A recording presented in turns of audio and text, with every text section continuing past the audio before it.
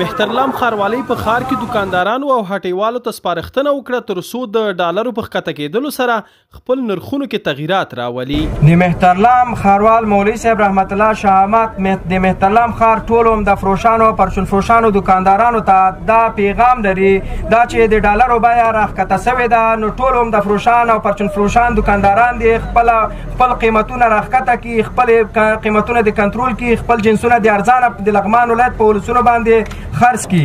که کوم دکاندار په لوړه بیه باندې جنسونه خرڅ کړه د مهترلام ښاروالۍ د کمیسیونونو لخوا به گرفتار او د قانون منګولو ته به وسپارل شي، بیا حق د شکایت نه لري. د مهترلام ښاروال مولوي رحمت الله شاه احمد په لارښوونه یو ځانګړی کمیسیون جوړ شوی تر څو د نرخونو کنټرول وکړي.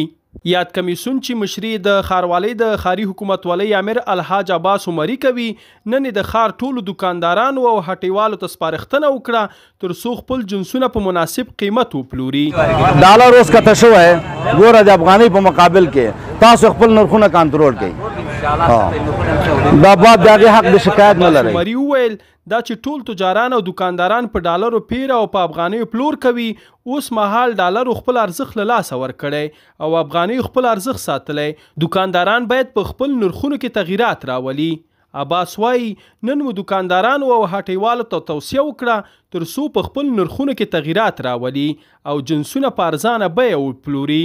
دی وایي کله دی وروسته هر دکاندار په لوړه بیه جنس وپلوره د مهترلام ښاروالۍ له لوري به یې دکان مهرلاک او له دکاندار سره به قانوني چلن کیږي. محترم ښاروال صاحب مولوي رحمت الله شاه احمد په هدایت موږ کته شلو بازار ته په دې له خاطره چې ډالر د افغانۍ په مقابل ولیدلی ده او دا نرخونه کنټرول کړو نو د دکانداران د ښاریانو ته ټولو ته موږ توصیه وکړه چې خپل نرخونه کنټرول کړي چې احیانا نرخونه هم کنټرول نه کړه نو سبا که کمیسیون کته شو د لغمان ښاروالۍ لخوا نو دا تاسو حق د شکایت نه لرئ چې تاسو سره قانوني چلن وکړي. ښاریان د مهترلام ښاروالۍ یاده کړنه ستایي له ښاروال مولوي رحمت الله شاه احمد څخه مننه کوي چې په ښار کې د نرخونو کنټرول کوي. موږ د لغمان د ښاروالۍ څخه ډېر خوشحاله سو چې نن د لغمان ولایت کې وګرځېدل او ټول نرخونه کنټرول کړل او خلکو ته خبرداري ورکړه چې خپل ریټونه کنټرول کړي چې ډالر ښکته شوی ده.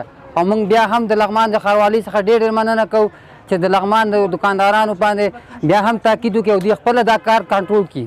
موږ وروره ښاروالۍ نه مننه کوو چې دا کار شروع کړی ده، ته ډېر خوشحاله دا ټول ولس ته خوشحاله ده. دکانداران هم نه ده لر په 10 روپۍ ټیټېږي باید چې 10 روپۍ دی خپل دا ریټ هم ټیټ کړي. که جګېږي داسې د زر جګی نه کوشش خو په ټیټېدو کې د هم داسې کوشش وکړي او موږ د لغمان ښاروالۍ نه خوشحاله یو چې دا کار کړی. یاده دې وي چې د مهترلام ښاروالۍ یاد کمیسیون به تر هغه دوام کوي تر څو په ښار کې د ټولو شیانو نرخونه کنټرول شي.